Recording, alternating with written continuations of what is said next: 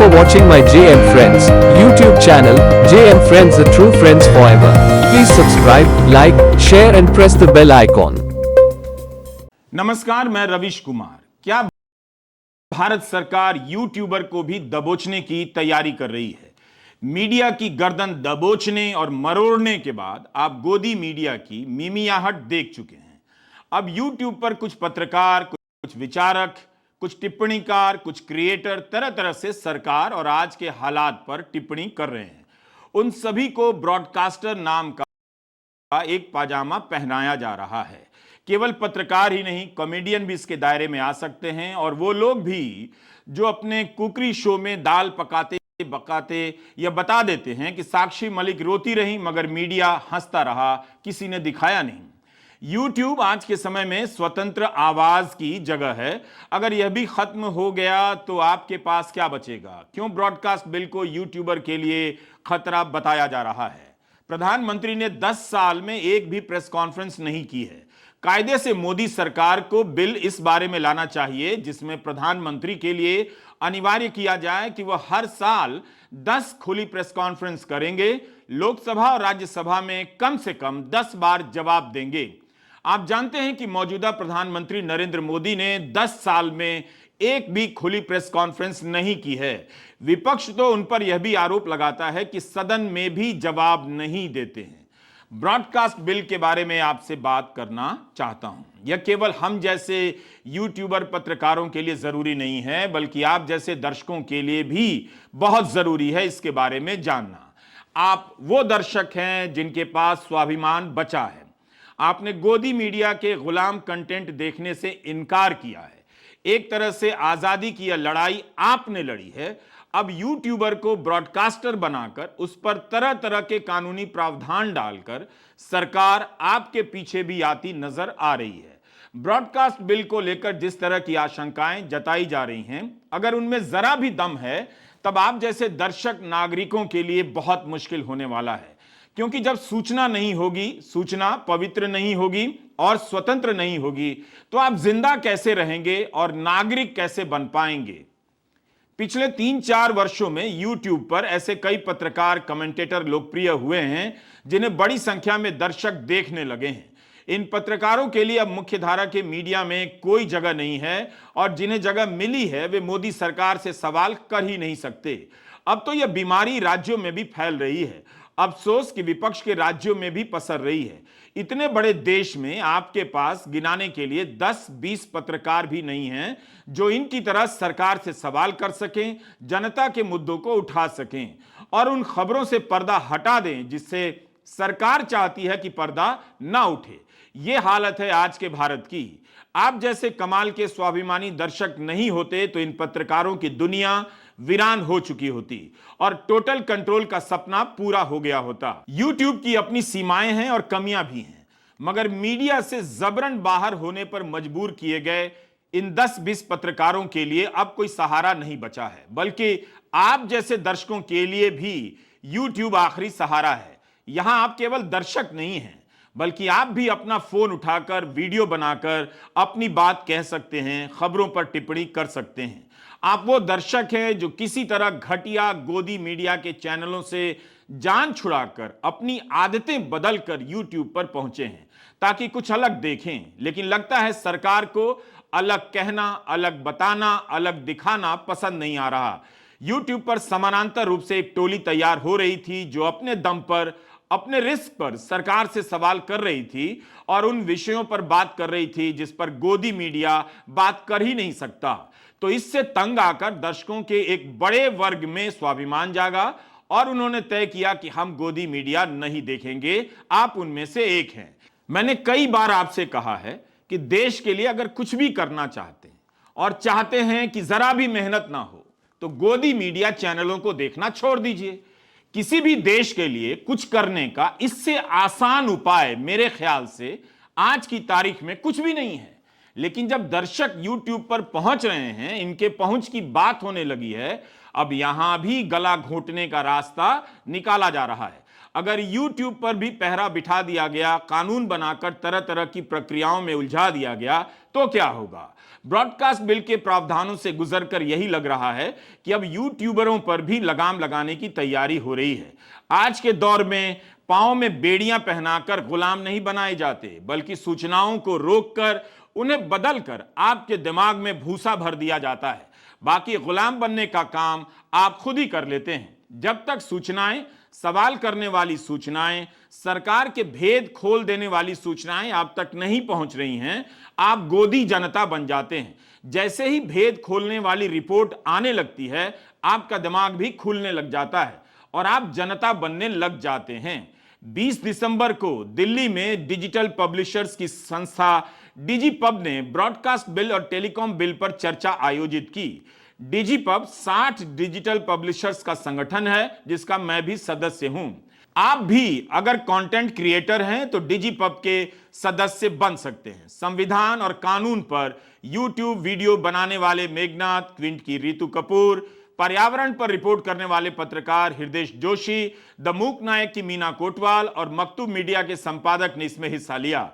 ये सभी वो पत्रकार हैं जो डिजिटल प्लेटफॉर्म पर स्वतंत्र रूप से काम करते हैं। इस चर्चा में पत्रकारों ने कई बातें कही, जिससे सुनने के बाद लगा कि आप दर्शकों के बीच भी इसकी बात की जाए। हृदय जोशी ने कहा कि चिंता केवल लोकप्रिय और ज्यादा सब्सक्राइबर वाले यूट्यूबर को लेकर नहीं होनी चाहिए, बल्कि गांव देहात में काम करने वाले यूट्यूबर को लेकर भी होनी चाहिए।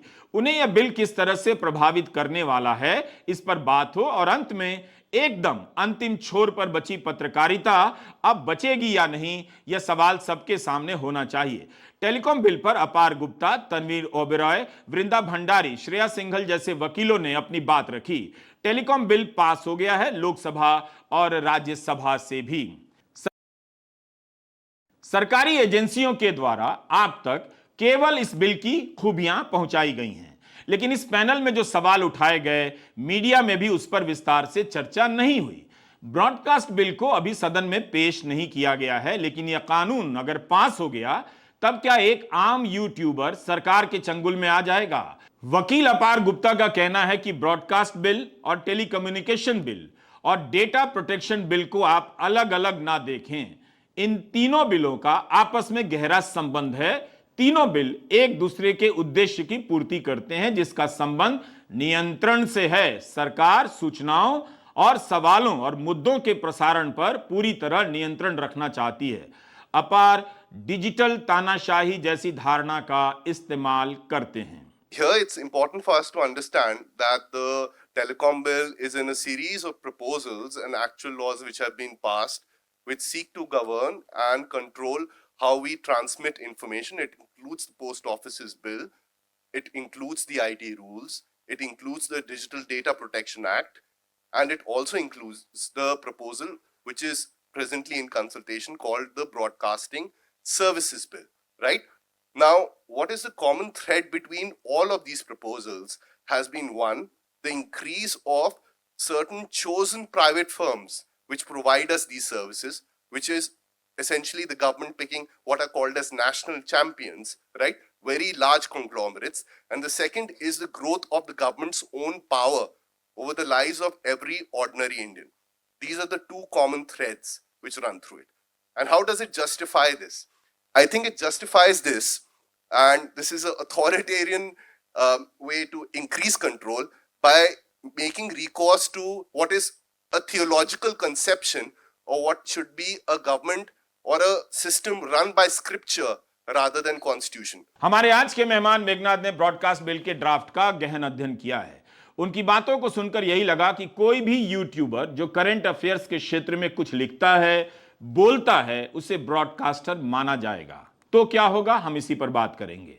करंट अफेयर्स का मतलब यह हुआ कि हर दिन की राजनीतिक, आर्थिक, सामाजिक घटनाओं पर टिप्पणी करना, जिन पर हम और आप वीडियो बनाते हैं, अपनी बात रखते हैं। यही नहीं, मेघनाथ ने कहा कि ब्रॉडकास्ट बिल में यह भी प्रावधान है कि केंद्र सरकार का अफसर आपके घर में आएगा, बिना बताए जांच करने के नाम पर आपका camera, mobile phone, computer, laptop, edit machine सब लेकर चला जाएगा। सरकार को दिक्कत तो हो रही है, क्योंकि कहीं से भी कोई नौजवान किसी योजना पर वीडियो बनाता हुआ उसकी पोल खोल देता है। साक्षी मलिक मीडिया के सामने रोकर चली जाती हैं, मीडिया उन्हें दिखाता नहीं। 39 दिनों तक धरने पर पहलवान बैठे रहे, वहां पर मीडिया के कैमरे नजर तो आए मगर किसी चैनल में उनकी रिपोर्ट नजर नहीं आई। यह सवाल केवल साक्षी का नहीं, राहुल गांधी जैसे विपक्ष के तमाम नेताओं के भी हैं। आप लोग, मुझे नहीं पता, आप लोग भी टीवी पे इतना कम दिखा रहे हैं अब की बार। यहाँ पे तो आप खूब भीड़ है, पर टीवी पे आप लोग भी कम दिखा रहे हैं। किस चीज़ का दबाव आपके ऊपर भी, हम मुझे नहीं पता इस चीज़ का, तो लेकिन टीवी पे आप लोग भी अब की बार कम दिखा रहे हैं। लेकिन सोशल मीडिया के माध्यम से हम लोगों को जागरूक कर रहे हैं और खूब लोग हमारा समर्थन कर रहे हैं। लोकतंत्र नहीं बचेगा तो आपका माइक, आपका चैनल, आपका संवाद भी नहीं बचेगा। इसलिए इस खतरे को आप भी समझिए।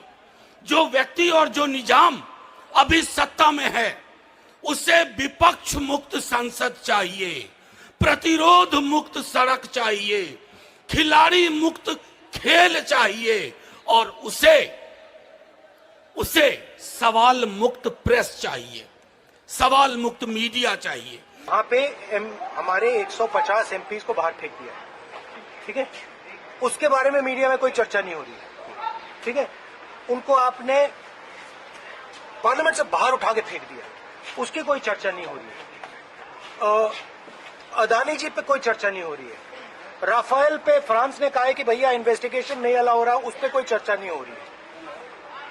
बेरोजगारी पे कोई चर्चा नहीं हो रही है। हमारे एमपीज वहां पे दुखी हैं, बाहर बैठे हुए हैं, उन पे आप चर्चा कर रहे हो। सर मिमिक करना इस तरीके से थोड़ा तो न्यूज दिखा दिया करो ना, थोड़ा सा आपकी जिम्मेदारी बनती है। अब आप टोटली मतलब एक लाइन पे चले गए तो क्या करें। हम सभी को इस भ्रम में नहीं रहना चाहिए कि ब्रॉडकास्ट बिल उन लोगों पर लगाम लगाने के लिए लाया जा रहा है जो धर्म के नाम पर नफरत फैलाते हैं। अगर सरकार इनके खिलाफ कार्रवाई करना चाहती है तो उसके पास पहले से कानून है, लेकिन यही देखा गया है कि ऐसे यूट्यूबर या फिर ऐसे लोग जो संत का चोला पहनकर अपने जहरीले प्रवचन यूट्यूब पर डाल देते हैं, सरकार उनके खिलाफ इतनी जल्दी कार्रवाई नहीं करती है। साफ है कि ऐसे यूट्यूबर जो सरकार से सवाल करेंगे, उन खबरों पर बात करेंगे जिन्हें मीडिया की भाषा में दबा दिया जाता है, वही इस ब्रॉडकास्ट बिल के जरिए निशाने पर होंगे। इसी साल जनवरी में सुप्रीम कोर्ट के जस्टिस जोसेफ ने कहा था कि नफरत फैलाने वाले किसी एंकर को एंकरिंग से क्यों नहीं हटाया जाता। कोर्ट के कारण चैनलों की अपनी निगरानी संस्था ने कुछ चैनलों और एंकरों पर जुर्माने लगाए हैं, प्रोग्राम भी हटाए हैं, फिर भी उनके काम धंधे पर कोई असर नहीं पड़ा। अभी भी वैसा ही सब कुछ चल रहा है। सुप्रीम कोर्ट ने ही कहा है कि नफरत फैलाने के कई सारे बारीक तरीके होते हैं।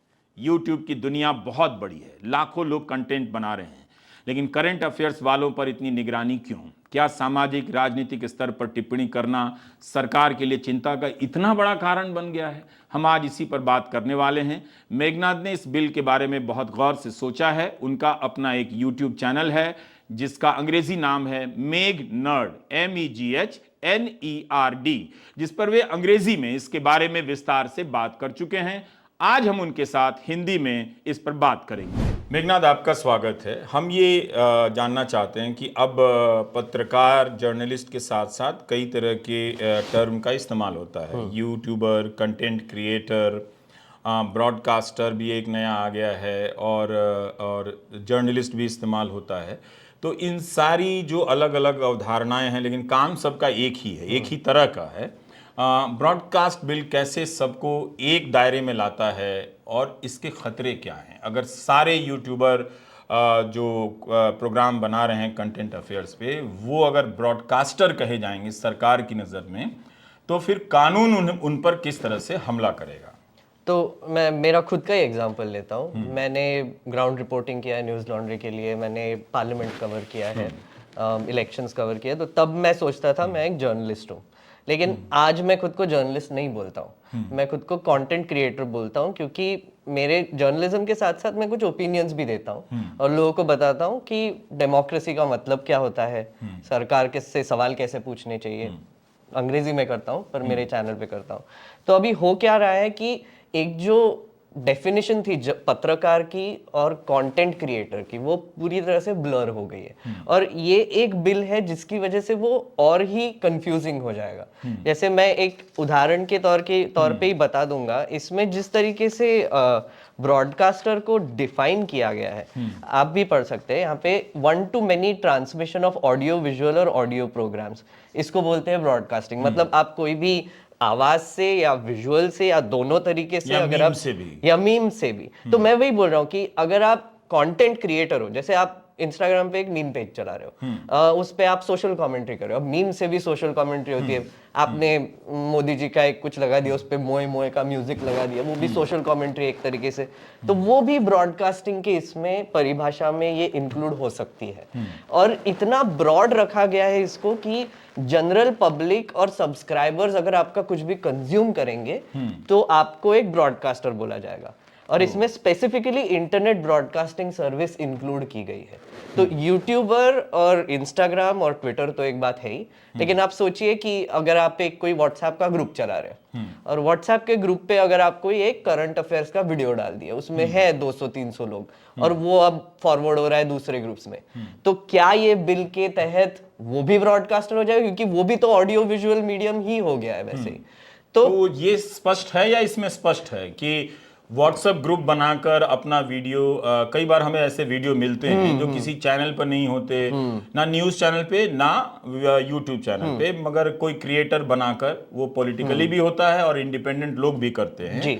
तो वो भी इसके दायरे में है। तो इतना ब्रॉड रखा गया है इसको कि वो क्लैरिफिकेशन है ही नहीं इसमें। मतलब हो क्या रहा है, जैसे आपने जैसे बोला कि अपार ने बोला कि ये जो 3 बिल आपने बोले हैं, इसमें एक बड़ा प्रॉब्लम ये है कि कोई स्पेसिफिसिटी नहीं है इसमें।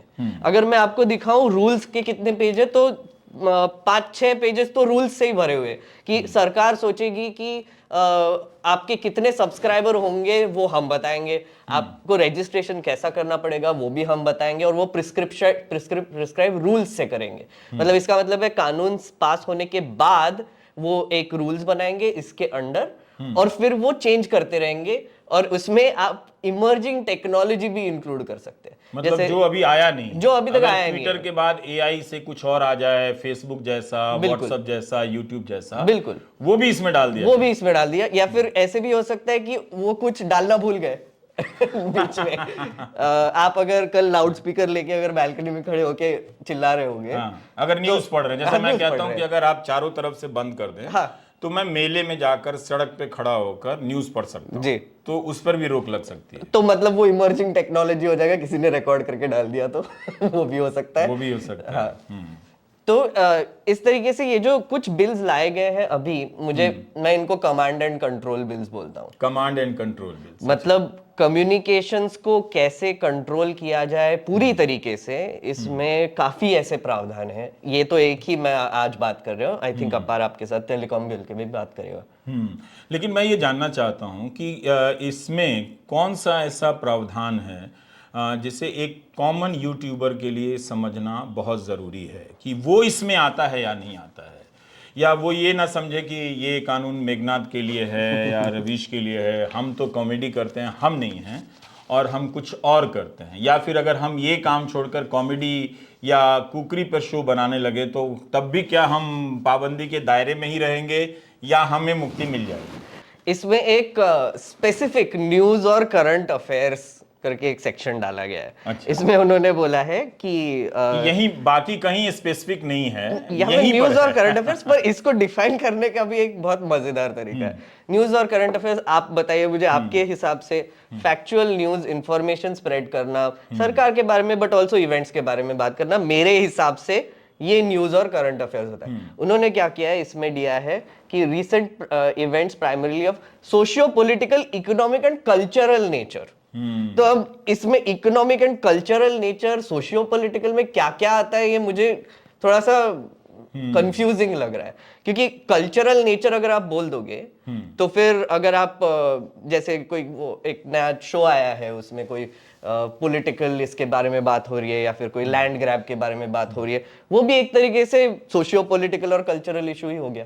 तो क्या आप वो भी ब्रॉडकास्ट है, वो भी है ना, मतलब न्यूज एंड करंट अफेयर्स तो एक है। उनके जो धार्मिक प्रोपेगेंडा फैलाए जा रहे हैं, एंटी मुस्लिम प्रोपेगेंडा फैलाए जा रहे हैं, अगर कोई उसके उसके उसके काउंटर में प्रोग्राम बनाता है रिलीजन पे, जो बताता है कि कैसे सभी धर्मों का आपस में सम्मान रहा भारत में, सब मिलजुल के रहे, तो वो कल्चरल इवेंट में आ जाएगा। और उस तरह के बहुत सारे मेले हैं भारत में, उस तरह के बहुत सारे धार्मिक आयोजन हैं जी, तो वो दिखाना भी आ जाएगा इसमें करंट अफेयर्स। वो वही ना, वो स्कोप भी गया। हाँ, तो अब वो लेयर्स हो जाते हैं फिर, राइट। आप वो एक प्रोग्राम कर रहे हो, वो कल्चरल हो गया। अगर किसी ने वीडियो लाके डाल दिया तो वो ब्रॉडकास्ट हो गया, क्योंकि वो अब ट्रांसमिट कर रहा है ऑडियो विजुअल मीन्स में। तो एक तरीके से ये लेयर्ड वे से सबको इंक्लूड किया जाएगा उसमें। और क्या लिखा हुआ है उसमें? तो ये लिखने से चिंता की बात क्या है जो वहां उन्होंने न्यूज एंड करंट अफेयर्स में लिखा है, उसके बारे में? तो मेरा एक ही है। एक तो आप सोचिए अभी हम कैसे एनवायरनमेंट में ये लॉज आ रहे हैं, इस पे थोड़ा सा बात कर सकते हैं। पॉलिटिकल एक तो पॉलिटिकल हमारा एक एनवायरनमेंट बन चुका है जहां पर आपने जैसे कहा गोदी मीडिया जो है वो सरकार की साइड से बात कर रही है। कुछ रेजिस्टेंस हो रहा है जो कि यूट्यूबर्स, ट्विटर, इंस्टाग्राम और छोटे छोटे लोग जो टेक्स्ट में कुछ लिख के डाल रहे हैं इंस्टाग्राम पे, थोड़ा सा रेजिस्ट कर रहे हैं, वो हो रहा है। हुआ क्या कि ये जो बिल है, ये जो ब्रॉडकास्टिंग बिल है, ये केबल टेलीविजन एक्ट को रिप्लेस करने के लिए लाया, ऐसे बोला गया। अब गवर्नमेंट एक जैसे बोलते हैं डीकॉलोनाइज करने के चक्कर में पड़ी है कि ब्रिटिशर्स ने जो लॉज लाए हम वो डीकॉलोनाइज करेंगे। टेलीकम्युनिकेशन बिल जो लाया था वो टेलीग्राफ एक्ट रिप्लेस करने के लिए आया, ये केबल टेलीविजन। हुआ क्या कि पहले आपको बस टीवी को कंट्रोल करना था, अब इंटरनेट आ गया है और इंटरनेट से सोशल मीडिया आ गया है, काफी और इमर्जिंग टेक्नोलॉजीज आ रही है, उस पर रेगुलेशन करने के लिए ये सब प्रयास किया जा रहा है। एक तरीके से टेलीग्राफ एक्ट के अंडर आप इंटरनेट तो बंद कर दोगे, लेकिन टेलीकम्युनिकेशन एक्ट के तहत आप पूरे कम्युनिकेशन नेटवर्क को कंट्रोल कर सकते हो। तो ब्रॉडकास्टिंग बिल में थोड़ा सा अलग है, आपको देखना होगा। तो यहाँ से नेटवर्क कंट्रोल होगा और यहाँ से आपके यूजर्स को कंट्रोल किया जाएगा। यहाँ से ब्रॉडकास्टर्स पे एक प्रोग्राम कोड लगाया जाएगा। अब ये क्या है? इसके बारे में आपने प्रोग्राम कोड की बात की। तो प्रोग्राम कोड जो है वो बहुत ही मजेदार है। केबल टेलीविजन एक्ट के अंडर एक प्रोग्राम कोड हुआ करता था, अब तो मतलब ये अभी आया नहीं है, रिपील करने की बात हो रही है। अब वो एक नया प्रोग्राम कोड लाएंगे। उसके अंडर अगर आप पब्लिक डिसेंसी, मोरालिटी या फिर स्नॉबिश एटीट्यूड जैसी कुछ प्रोग्राम करेंगे तो सरकार उसको बंद करवा सकती है और आपके चैनल पे बैन लगा सकती है। तो इसमें बोला गया है कि अभी इन्होंने जो गोदी मीडिया चल रहा है उसमें तो कहीं भी डिसेंसी नहीं है। सर वही है ना कि वो इंटरप्रेट करेंगे कि क्या डिसेंट है। वो कहेंगे कि आप आपका कहना डिसेंट नहीं, आप स्नॉबिश एटीट्यूड। आपने जो अभी मोनोलॉग पढ़ा, मैं देख रहा था, मैं बोलूंगा कि वो बहुत स्नॉबिश था सर। वो भी बोल सकते हैं, स्नॉबिश हो सकता है। बंद कीजिए बंद कीजिए। एक यहाँ पे भी आप अगर लैंग्वेज देखेंगे, यहाँ पे भी दिया गया है कि सेंट्रल गवर्नमेंट इंटरेस्ट ऑफ, एक तो वो sovereignty, integrity, security of India, वो तो शब्द आ ही जाता है। Friendly relations of foreign state, मतलब देश को बचाने के लिए ओवरऑल, राइट। बट यहाँ पे इन्होंने पब्लिक ऑर्डर, डिसेंसी, मोरालिटी यहाँ पे हमें बेरोजगार कर दीजिए, है ना, मेन स्ट्रीम मीडिया से, और हम पे देश को बचाने का भी जिम्मा ला दीजिए इस कारण से, और उसके नाम पे हम जहाँ बचे हुए हैं वहां भी खत्म कर दीजिए। और मजे की बात ये तो 3 शब्द इन्होंने डाल दिए, बट उसके बाद उन्होंने ये भी डाला है कि हम रूल्स बना के और भी डाल सकते हैं। तो मतलब प्रोग्राम कोड जो आएगा, एडवर्टाइजिंग कोड जो आएगा, जो ब्रॉडकास्टर्स जो अभी आया नहीं है, जो पता नहीं क्या होगा, पर अगर आप पिछले एग्जांपल से देख लोगे केबल टेलीविजन का या फिर यही बिल का अगर देख लोगे, तो वो इसी तरीके से बनाया जाएगा जिससे कि आप पर एक तरीके का अंकुश लगाया जाए। तो एक छोटी सी बात यहाँ पर ऐड करना चाहूंगा, सिलेक्टिव यूजेज की। जैसे अभी हम देख रहे हैं कि जैसे पॉलिटिकल एटमॉस्फेयर में, जैसे आपने बोला कि कोई अपने हिंदुत्व के लिए कोई ऐसे आयोजित किया प्रोग्राम एक्सेट्रा, या फिर वो धर्म संसद हुई थी उस पे किया, तो अगर आप इक्वल एप्लीकेशन ऑफ लॉ देखेंगे, अभी लॉ बना है तो सब पे इक्वली एप्लीकेशन होना चाहिए, तो उन पे भी होना चाहिए। वो डिसेंट है, मॉरल है, वो कौन डिसाइड करेगा? सरकार। अब आप क्या कर रहे हो या मैं क्या कर रहा हूं मेरे YouTube चैनल पे, वो भी कौन डिसाइड करेगा? सरकार।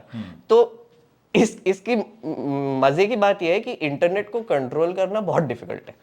अब कौन कहाँ वीडियो कहाँ बना रहा है, कहाँ जा रहा है, वो कैसे एक तो हम वैसे ही एल्गोरिदम से परेशान हैं, बिल्कुल उसके अपने नियंत्रण से। बिल्कुल। YouTube का भी अपना एक कोड है, एक गाइडलाइंस है, वही काफी है एक तरह से उससे जूझने के लिए, झुंझलाने के लिए। बिल्कुल। अब ये प्रोग्राम कोड के नाम पर एक और 2 लेयर की गाइडलाइन हो जाएगी और वो फिर सिलेक्टिवली अप्लाई करेंगे। तो ऐसे नहीं कि अभी आप 3 वीडियो कर दोगे, उससे में भी शायद वो वायरल नहीं होंगे, एल्गोरिदम ने नहीं उठाया, कुछ नहीं हुआ।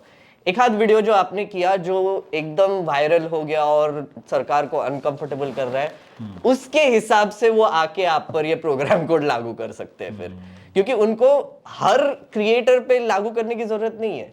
बट आपने कुछ ऐसे किया जो सरकार को चैलेंज कर रहा हो या फिर क्वेश्चन कर रहा हो या फिर वायरल गया, स्पेशली वायरल जा रहा है और जो पावर्स है उनको अनकंफर्टेबल कर रहा है, तो उनपे ये सब एक के बाद एक आप कानून लागू कर। तो अब आप ये बताइए कि ये सारा सिस्टम कर दिया, तो क्या ये हमारा समझना सही है कि जिस तरह से न्यूज़ चैनल खोलने के लिए पहले लाइसेंस लिया जाता था, एक तरह से हमने जब YouTube पे अपना चैनल शुरू किया या किसी ने तो प्रॉपर चैनल शुरू कर दिया है, बहुत सारे चैनल इसमें एग्जिस्ट करते हैं जिसमें कई रिपोर्टर काम करते हैं, बहुत सारे लोग रिपोर्टिंग करते हैं। उदाहरण के तौर पे न्यूज़ लॉन्ड्री है या फिर न्यूज़ क्लिक है या फिर न्यूज़ मिनट है जी। तो क्या अब उनको भी एक तरह से लाइसेंस राज के दायरे में लाया जाएगा तो कि उनके लिए भी इस तरह का चैनल सेटअप करना पहले से, या अगर सेटअप हो गया है वैसा चैनल चल पड़ा है तो उसके लिए भी चलना मुश्किल हो जाएगा? जी, तो ये बिल के अंडर बेसिकली सीधी बात यही है कि अगर आप एक ब्रॉडकास्टर हो तो आपको रजिस्टर करना पड़ेगा, मतलब आपको गवर्नमेंट की परमिशन लगेगी कि आप एक ब्रॉडकास्टर हो और आप न्यूज़ या करंट अफेयर्स तो एक है ही, लेकिन आप ये ऑडियो विजुअल प्रोग्राम्स आप लोगों तक पहुंचा रहे हो। अब ये कितने लोगों तक पहुंच रहे हैं, कौन से सब्सक्राइबर है आपके, वो सरकार डिफाइन करेगी। कि जैसे आपके अभी जितने भी सब्सक्राइबर है, तो शायद मेरे जो 20,000 सब्सक्राइबर है वो बोलेंगे कि नहीं ठीक है ये छोटा सा है, 20,000 है, इसको नहीं अप्लाई करेगा। बट लेकिन मैंने कुछ अनकंफर्टेबल बोल दिया तो अब वो फिर वो रिड्यूस भी कर सकते हैं, बोलेंगे कि 10,000 सब्सक्राइबर्स होंगे तो आप ब्रॉडकास्ट बिल के अंडर रजिस्टर करना पड़ेगा।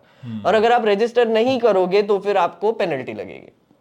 और एक और चीज, पेनल्टी में क्या है, मतलब उस चैनल को हटा दिया जाएगा? वो सब है। एक तो हटा दिया जाएगा, सस्पेंड किया जाएगा, आपको प्रोग्राम डिलीट करवा सकते हैं वो, आपको आप पर बैन लगा सकते हैं वो, और फाइन भी कर सकते हैं। अच्छा, जेल तो नहीं? जेल भी है पर वो अलग ब्रॉडकास्टिंग, वो थोड़ा सा कंफ्यूजिंग है, वो मुझे थोड़ा सा। उसके लिए तो जेल में डालने के लिए किसी कानून की जरूरत नहीं है, वैसे ही कई लोग 3-3 साल 5-5 साल से जेल में हैं। उसके लिए तो यूएपीए भी है, तो वो तो यूएपीए भी है, तो जेल की ज्यादा चिंता नहीं करनी चाहिए। पर मेरा एक अब आपने जेल की बात करी दी है तो मैं यही सोचता हूँ कि एज इंडिपेंडेंट यूट्यूबर मैं अकेला काम कर रहा हूँ, मेरा अकेला चैनल चला रहा हूँ, एडिट वगैरह सब कुछ कर रहा हूँ। आप ये सोचते हैं कि आप जेल में भी हैं, जेल में डाल दिए गए हैं। तो सुबह अगर कोई खटखटाहट आया तो मेरे दिमाग में पहले ये नहीं रहेगा कि मैं जेल में जाऊंगा, मेरा दिमाग में ये रहेगा कि मेरा वो इक्विपमेंट लेके जाएंगे। अच्छा, मेरी रोजी रोटी लेके जाएंगे। आपने वीडियो बनाया है, वीडियो खराब हो सकता है, उस वीडियो से किसी को आपत्ति हो सकती है,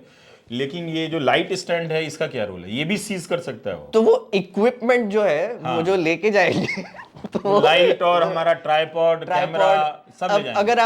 अगर आप यहाँ पे फोन यूज कर रहे हो, उस पर रिकॉर्ड कर रहे हो, उस पर कोई इन्फॉर्मेशन चाहिए होगी, उनकी एविडेंस चाहिए होगा, तो वो लेके जाएंगे। तो मतलब इक्विपमेंट लेके जाएंगे, ये दिया है इसमें। तो ये अभी तक ये होता था कि एक YouTube चैनल अगर YouTube के कारण ही स्ट्राइक डाउन हो गया, हटा दिया गया, तो कोई लोग दूसरा चैनल खोल लेते थे। लेकिन इसके बाद अगर आपको दूसरा चैनल खोलना होगा तो फिर से आपको लाखों रुपए के सामान खरीदने पड़ेंगे। बिल्कुल, है ना? बिल्कुल, क्योंकि ये टेबल जिस पर हम बैठे हैं, कुर्सी जिस पर बैठे हैं, ये सब ले जा सकते हैं, ये सब तो उस इक्विपमेंट का पार्ट ही है। बिल्कुल। तो हमें अगर दोबारा से करना होगा तो दोबारा से करना, फिर वो आ जाएंगे, फिर ले जाएंगे, तो इसलिए वो लेते जाएंगे और हम खरीदते जाएंगे और हम करते करते कंगाल हो जाएंगे। बिल्कुल सर, तो आप जेल में जाओगे, लेकिन आपके एडिटर को हार्ट अटैक क्यों आएगा? क्योंकि वो एडिटिंग के लिए जो आप कंप्यूटर खरीदो वो बहुत महंगा है और वो सॉफ्टवेयर भी खरीदा है उसमें, वो लेके गए तो फिर से उतना इन्वेस्टमेंट करना पड़ेगा, फिर से वही सब सेटअप करना पड़ेगा। तो तो ये इक्विपमेंट सीज करने वाली बात इसलिए डाली गई है कि ताकि हमेशा तलवार लटकती रहे कि ये उपकरण आपका नहीं है, हम किसी प्रोग्राम कोड के जरिए आपको ले चलेंगे। तो जो यूट्यूब के जरिए कंटेंट क्रिएशन में एक लोकतांत्रिकरण हुआ था कि कोई भी बना रहा है, किसी भी मत का आदमी बना रहा है, अब एक खास तरह के मत के लोग जो हैं, जो जिसको सरकार समझती है कि हमारे मत के नहीं, हालांकि वो किसी भी मत के नहीं है, उनके साजो सामान से लेकर चैनल सब उस पर सीज किया जाए। बिल्कुल। और मतलब मेन स्ट्रीम मीडिया पे जर्नलिस्ट क्रिमिनल की तरह पत्रकारिता कर रहे हैं, क्रिमिनल की भाषा बोल रहे हैं, उन पे कोई लगाम नहीं है जी। और जो संयत भाषा में यूट्यूब पे पत्रकारिता कर रहे हैं उनको क्रिमिनल बनाने की तैयारी हो रही है। जी। मतलब जो एक वो लाइन होती थी ना, इनोसेंट अंटिल प्रूवन गिल्टी, अब वो उसको उल्टा कर दिया, गिल्टी अंटिल प्रूवन इनोसेंट। पहले ही आपके सामान सारे ले जाएंगे। मतलब एक डर बैठा रहेगा हमेशा मेरे जैसे लोगों में या फिर कोई क्रिएटर में कि अगर मैंने ऐसे कुछ बोल दिया जो ये वेग प्रोग्राम कोड के खिलाफ जा रहा है। क्यों आपको लगता है इसमें क्या लिखा है कि उन्हें बताने की जरूरत नहीं होगी कि क्यों आप आए हैं? ये वीडियो बहुत लंबा होने वाला है, आपको समझना है, क्योंकि अगर यहां से भी यूट्यूबर गायब कर दिए गए, पत्रकार गायब कर दिए गए तो क्या होगा? जो इस कानून के प्रावधान हैं, सरकार अक्सर ये बात कहती है कि हमने अंग्रेज़ों की गुलामी की मानसिकता मिटा दी।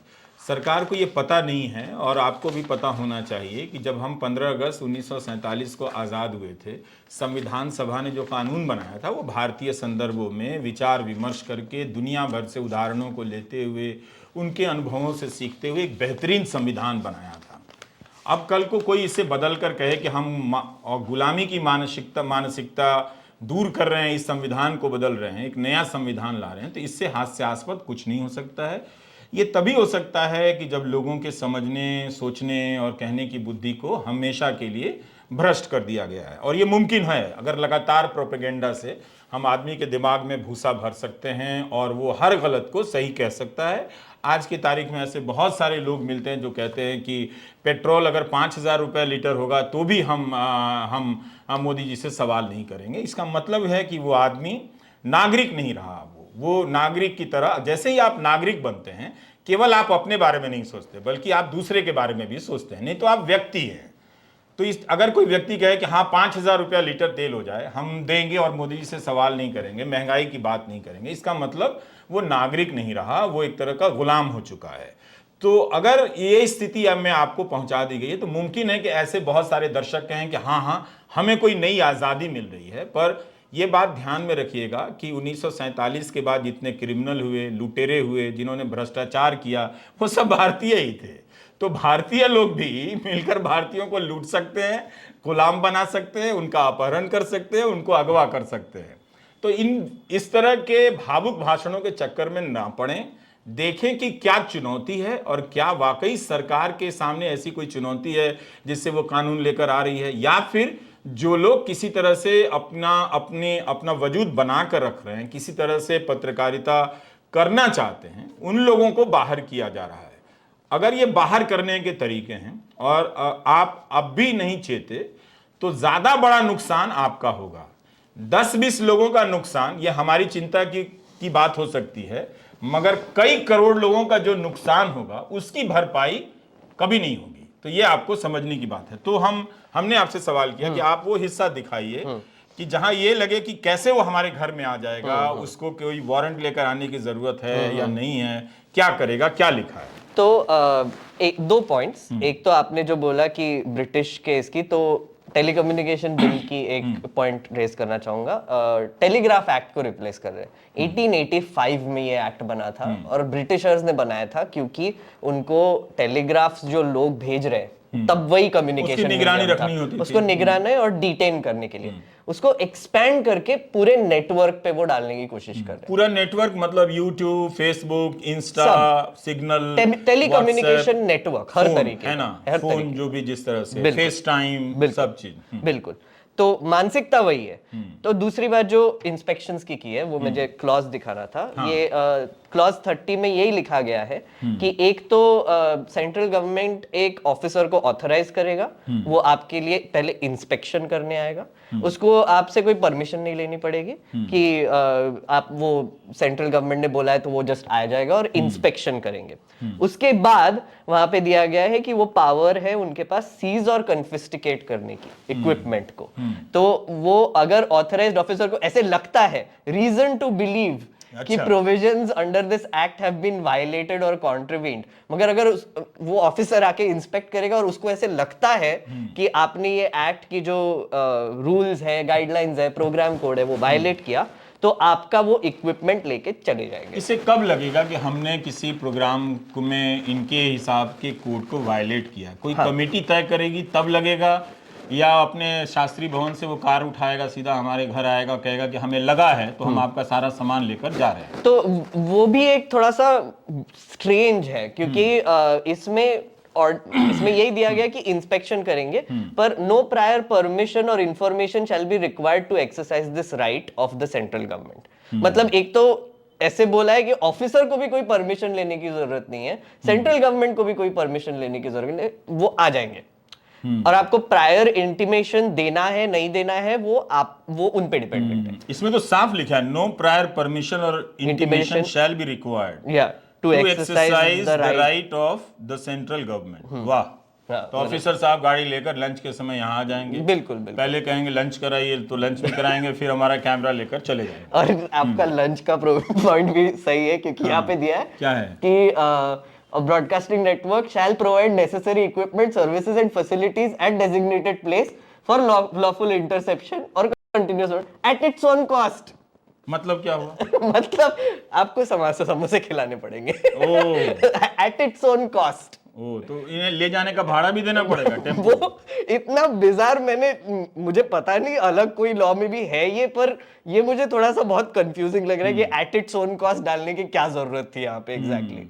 दूसरी चीज वो कन्फिस्टिकेशन का, वो बोलते हैं कि एक तो आपको अगर उनको नोटिस देना पड़ेगा, शायद वो डिसाइड करेंगे।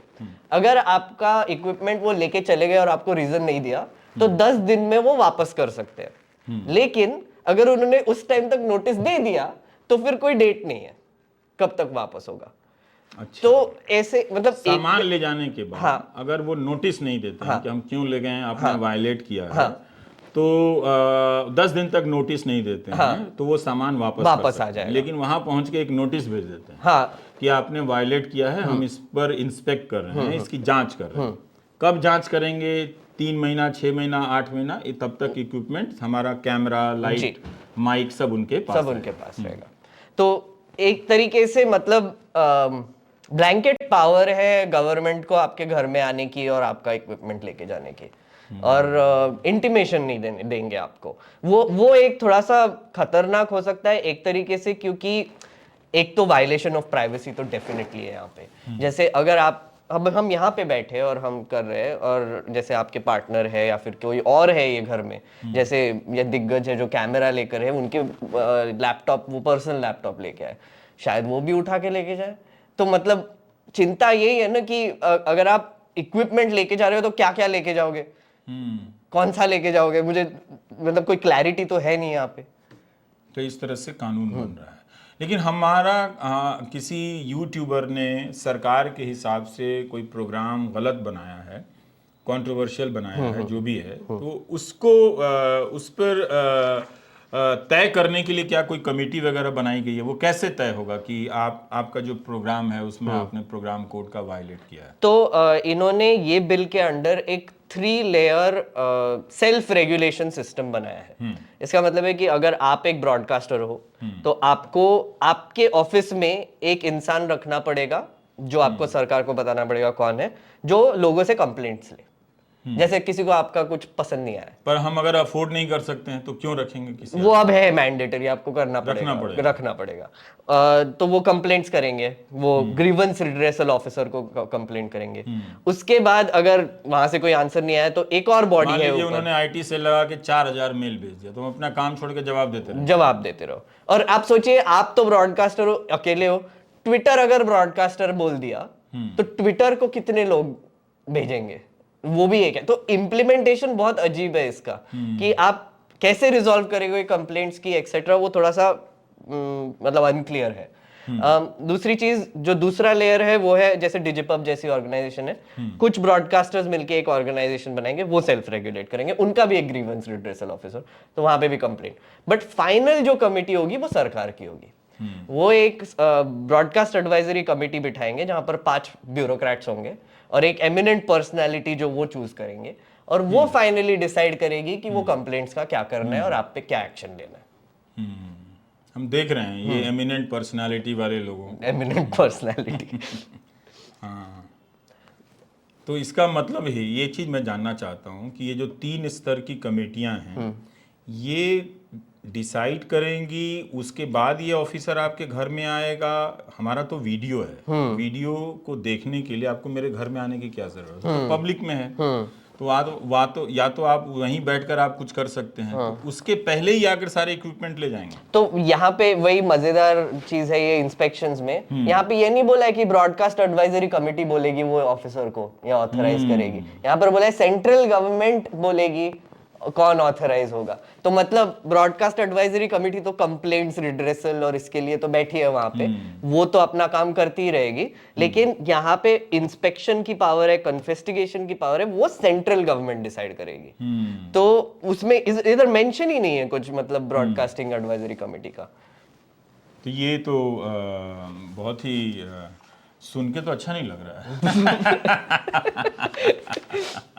हाँ, कि अगर इस तरह से अगर अधिकार चला जाए तो ये तो, और ये बाकी सारी चीजें सब क्या हैं, ये हमारे उतने काम की नहीं है। तो एक और कुछ और चीजें हैं इसमें, जैसे कि एक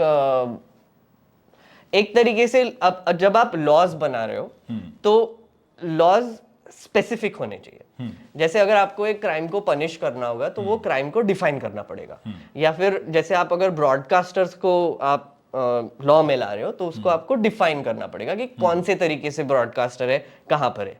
अब पार्लियामेंट ये लॉ पास करेगी तो ये फिर एक तरीके से क्लैरिटी आ जाएगी सबको कि कौन ब्रॉडकास्टर है और कौन नहीं है।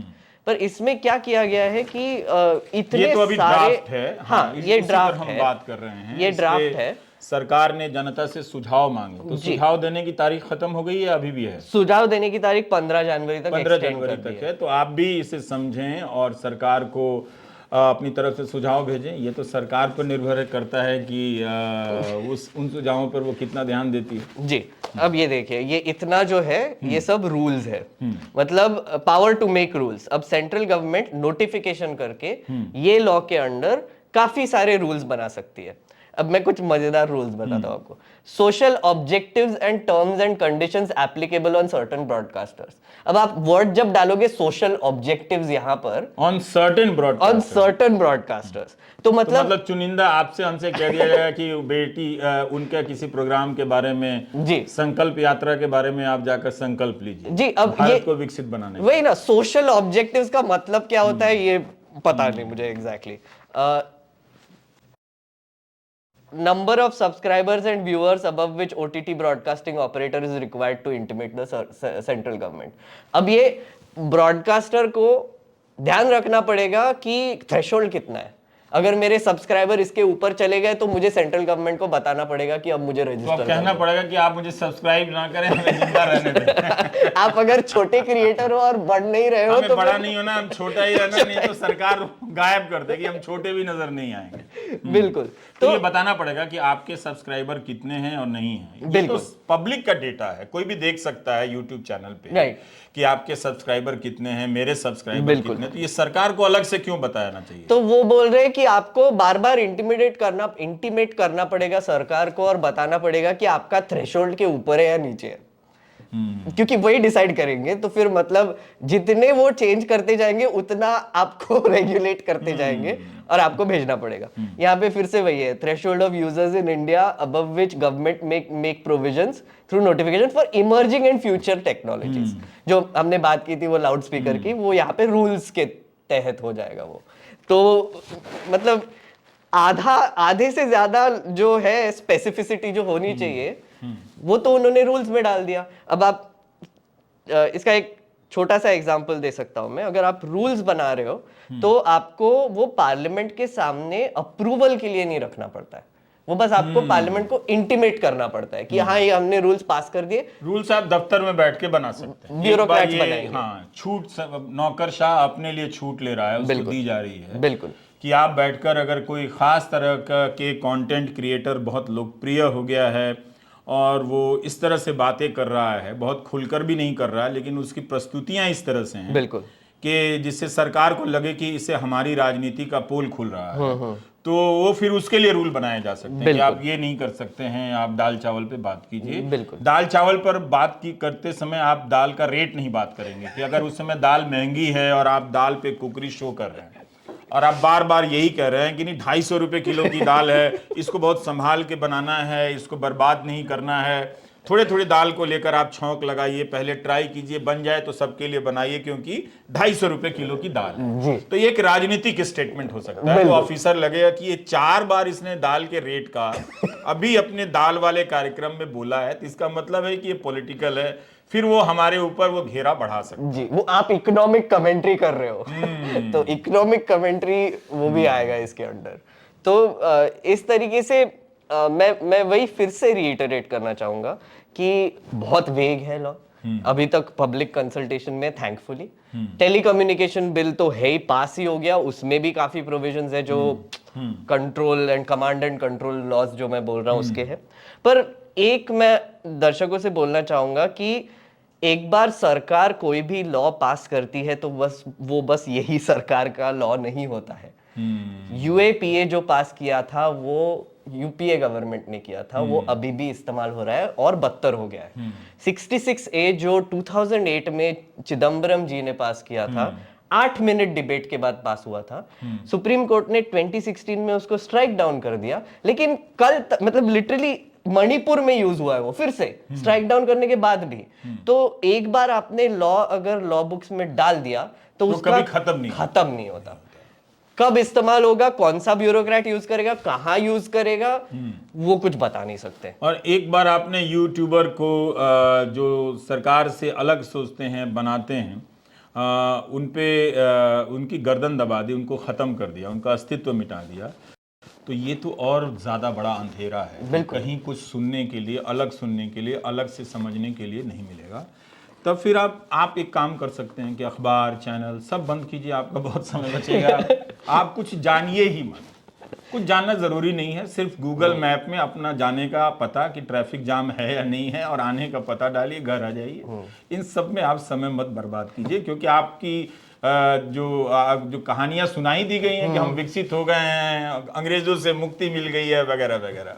एक आप अभी तक तो हम न्यूज और करंट अफेयर्स की बात कर रहे थे, लेकिन जिस तरीके से ये किया गया ऑडियो विजुअल मीडियम, ये तो किसी पे भी लागू, मूवीज पे तारक मेहता का उल्टा चश्मा ने कुछ बोल दिया उस पे लागू होगा, व्हाट्सएप पे अगर कुछ वीडियो जा रहा है वो भी हो जाएगा। तो प्रॉब्लम यही है ना कि हमने शुरुआत में जो बोला कि जर्नलिस्ट और कंटेंट क्रिएटर के बीच में जो लाइन है वो ब्लर हो गई है, कि सभी कंटेंट क्रिएटर है।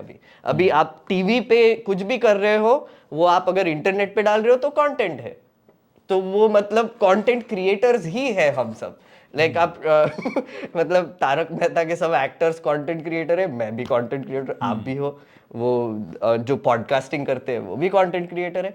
और मतलब सबके लिए ये हमारे लिए नहीं है बस। तो इस कानून के पास हो जाने के बाद सबसे पहले हमें अपने इक्विपमेंट को बचाने की चिंता करनी चाहिए। सही है, सही है कि वो फोन से लेकर हर चीज ले जाएंगे तो हम दूसरा वीडियो भी नहीं बना पाएंगे, और इतना डर फैल जाएगा कि हम दूसरे के चैनल पर जाकर भी अपनी बात नहीं।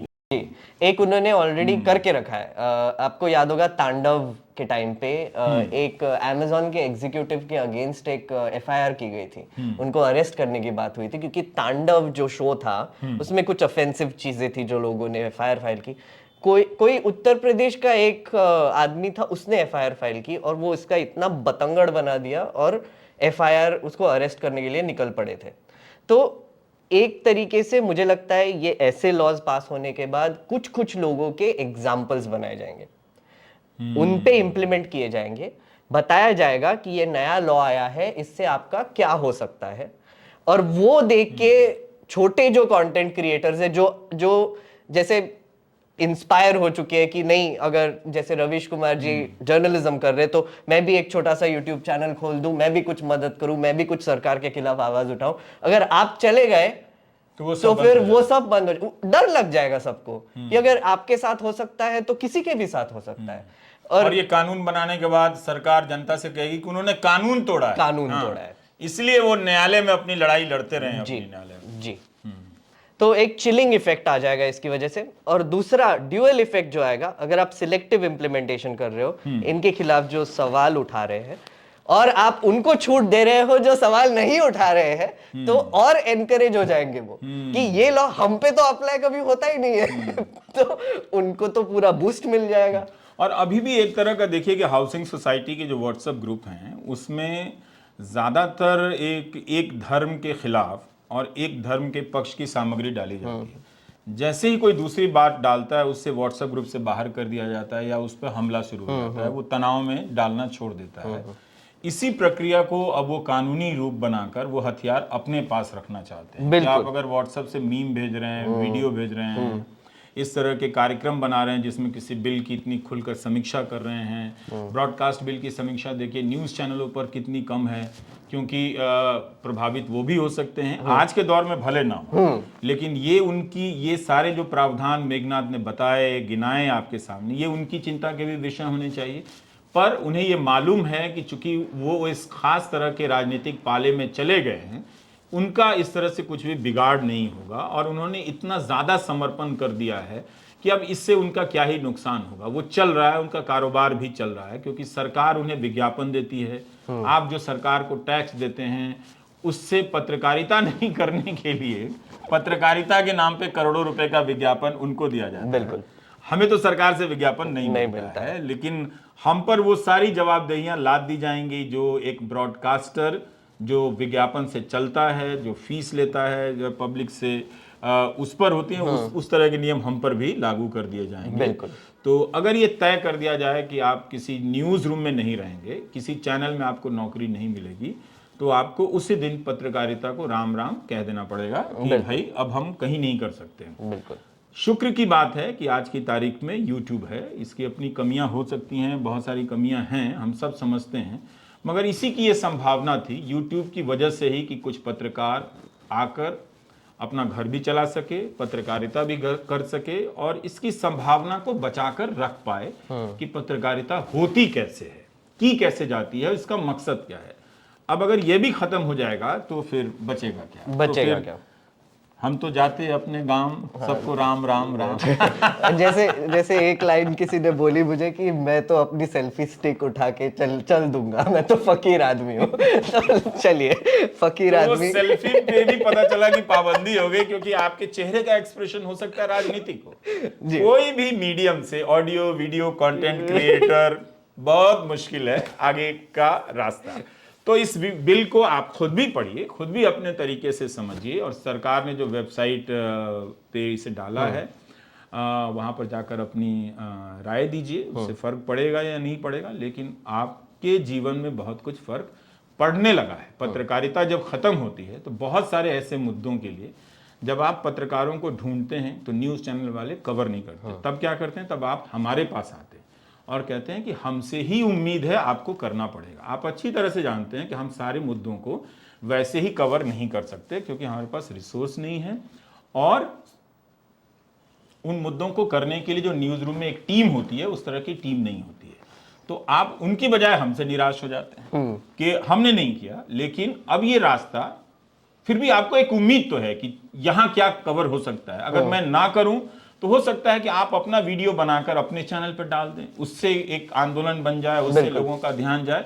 तो वो भी रास्ता, आपके पब्लिक होने, आपके नागरिक होने का रास्ता कितना चारों तरफ से घेरा जा रहा है, बंद किया जा रहा है, इस पर थोड़ा सोच लीजिए। भजन करने का समय तो जीवन भर का है, ये जरा सा सोच लीजिए। ये गया तो भजन में भी मजा नहीं आएगा।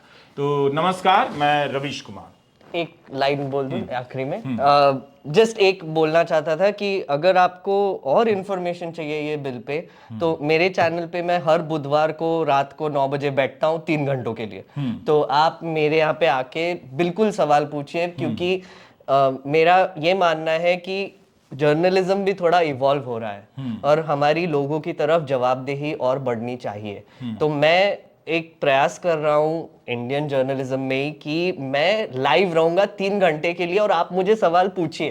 अगर और आप आपको जवाब लगा देंगे कि सर। मैंने कुछ गलत बोला है यहाँ पे, कुछ चैलेंज करना होगा, तो मैं बिल्कुल आपका सवाल आंसर करूंगा। तो तो मेघनाथ का चैनल है मेघ नर्ड, मेघ नर्ड। MEGHNERD। जी बिल्कुल। आप टाइप करेंगे यूट्यूब पर मेघ नर्ड आ जाएगा, फिर आप मेघनाथ से सवाल कर सकते। जी थैंक यू। Thank you.